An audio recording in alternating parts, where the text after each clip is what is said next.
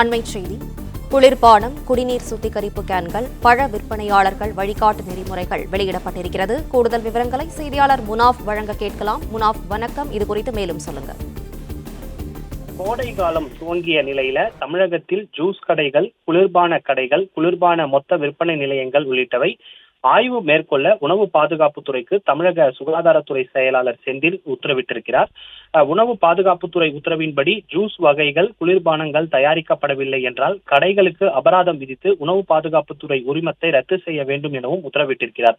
குறிப்பாக கோடை காலம் துவங்கிய நிலையில் வானிலை ஆய்வு மைய தகவலின்படி தமிழகத்தில் வரும் நாட்கள் வழக்கத்தை விட வெப்பம் அதிகமாக இருக்கும் என தெரிவிக்கப்பட்டுள்ளது.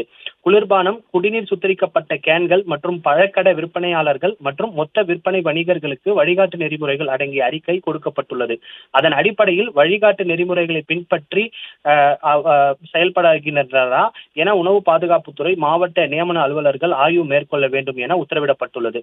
ஜூஸ் வகைகள் தயாரிக்க பயன்படக்கூடிய மூலப்பொருட்கள் தரமானதாகவும் உரிய காலாவதிய தேதி உள்ள பொருட்களாக உள்ளதா, குடிநீர் பாட்டில்கள், கேன்கள் உரிய தரச்சான்று மற்றும் உணவு பாதுகாப்பு உரிமம் பெற்று தயாரிப்பு தேதி, முடிவு தேதி அச்சிடப்பட்டுள்ளதா, பழச்சாறு, குளிர்பானங்கள் தயாரிக்கும் பழ வகைகள் தரமாக உள்ளதா, புதிதாக முறையாக நீரில் கழுவி அந்த பழ வகைகள் பழ வகைகள், ஜூஸ் வகைகள் தயாரிக்கப்படுகிறதா என்பது குறித்து கண்காணிக்க வேண்டும் என உத்தரவிடப்பட்டுள்ளது. மேலும் அழுகிய பழங்களிலோ அல்லது செயற்கை முறை பழங்களிலோ ஜூஸ் வகைகள் தயாரிக்கக்கூடாது என்று தெரிவிக்கப்பட்டுள்ளது. அதே போல உபயோகிக்கப்படும் பழ வகைகள் குளிர்சாதனத்திலும் பாத்திரங்களிலும் பதப்படுத்தக்கூடாது.